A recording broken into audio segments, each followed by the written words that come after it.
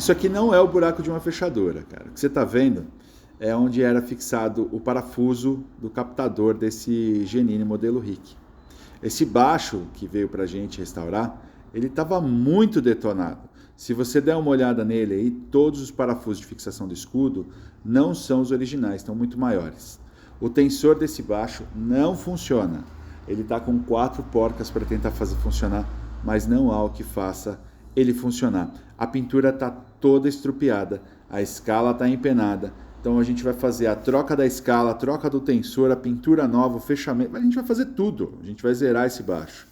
A primeira coisa que a gente fez foi tirar a escala e tirar o tensor que estava quebrado. Esse tensor não tinha mais como fazer uso. E o tipo de tensor que usava deixava a escala muito grossa e o braço muito fino. Dessa forma, a gente decidiu então colocar uma longarina de madeira dura, que é o jacarandá, bem no centro, para a gente poder fazer um reforço e acrescentar uma folha de madeira de 2 milímetros, de forma que aí sim o braço mais essa folha de 2 milímetros possibilita a gente colocar um tensor que tem 9 de profundidade. A primeira coisa que a gente tem que pensar então é deixar essa madeira de jacarandá, que a gente vai usar de reengrosso, com 2 milímetros. E aí sim a gente pode passar para a etapa de colagem do braço. A cola que a gente usa aqui é cola de madeira e a gente vai fazer a aplicação de força nela durante 24 horas. Ela vai ficar pressionada durante 24 horas para que ela faça a colagem perfeita.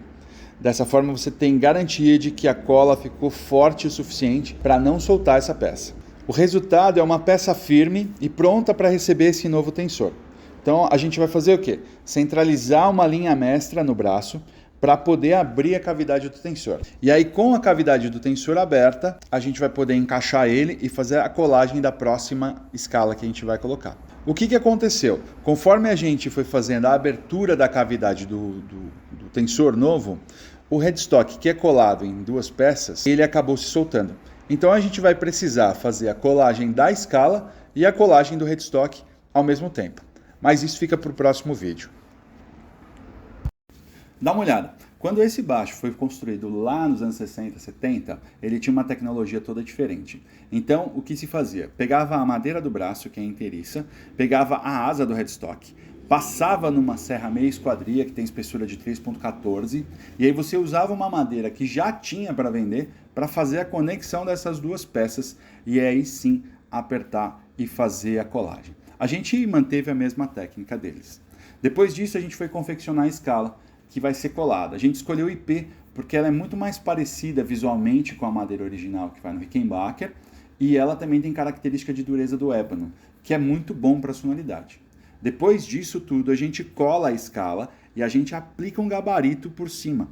Esse gabarito serve para a gente ter a referência e tupiar, para que tudo tenha o tamanho certo e a escala se mantenha alinhada à ponte. Dessa forma, a gente consegue fazer com que a corda Sol e a corda Mi elas não fiquem correndo para fora quando você toca. Em seguida, a gente troca o gabarito, coloca um gabarito novo e a gente corta ele com uma espessura menor, de 1,5 mm para cada lado, para a gente poder fazer a instalação dos frisos.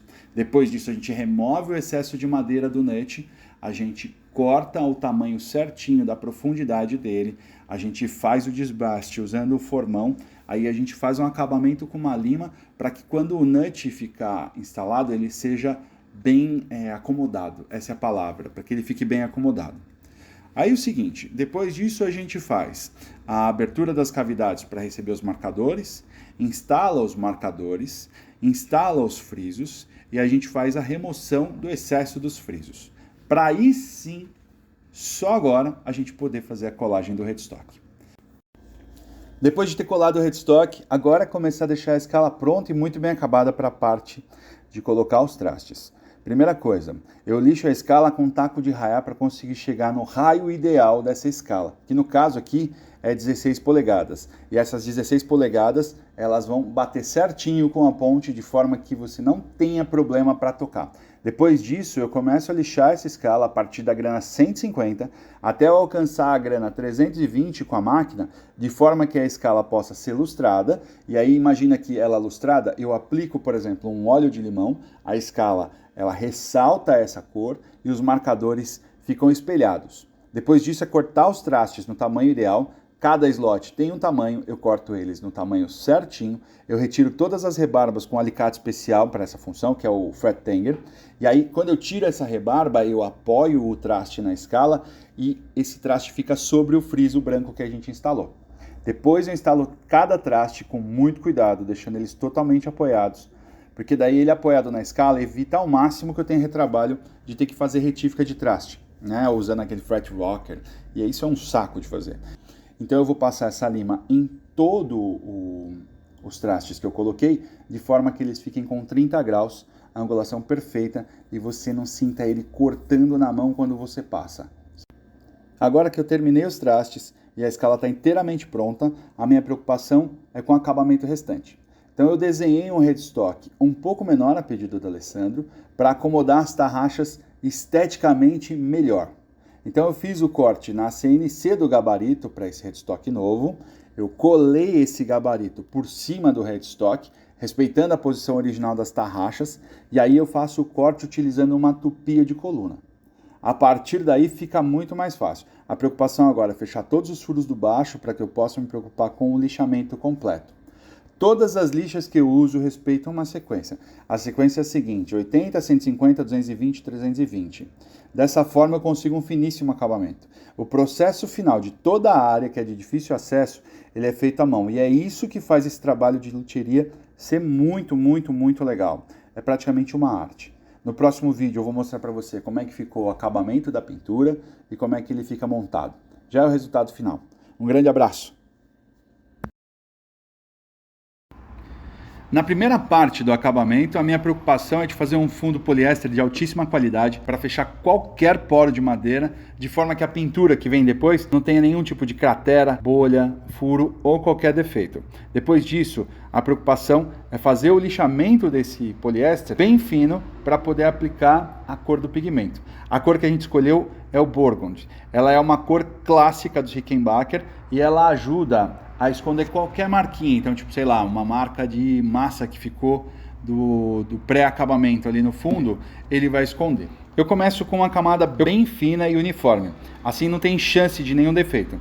É crucial esse cuidado todo para eu poder fazer um verniz perfeito. Então, a preocupação é, eu faço a aplicação do pigmento e ele está fino e perfeito para receber o verniz depois. A aplicação da cor ela é feita até que eu consiga acertar a cor. Eu não tenho nenhuma pressa, pois que eu quero um acabamento de excelência aqui. Depois de ter feito a cor nesse baixo, eu preciso me preocupar em mostrar os frisos. Essa parte ela precisa de muito, muito cuidado, porque o friso é quem dá o efeito de moldura, de contorno, é o efeito de destaque. Aí a aplicação de verniz não tem segredo nenhum. Depois é polir e montar. Depois do último parafuso instalado, o resultado foi esse aqui.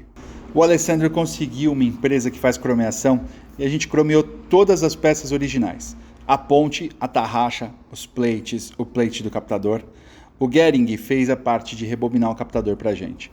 O escudo é original, mas olha como ficou essa escala depois de pronta. Os marcadores, a escala de IP, o nut novo, o plate, as tarraxas, se liga no cromo, ficou muito bom. E aquela parte que a gente mudou no headstock deixou muito melhor. O headstock ficou mais coeso, né? Muito mais bonito. Esse verniz ficou estonteante, ficou maravilhoso. Ó, eu vou dizer para você, eu me atrevo a dizer porque foi eu que fiz o trabalho, ficou fantástico mesmo. Eu espero que vocês tenham gostado bastante do resultado desse trabalho. Eu gostei muito de dividir isso com vocês e vai ter mais, tá bom? Um grande abraço aí.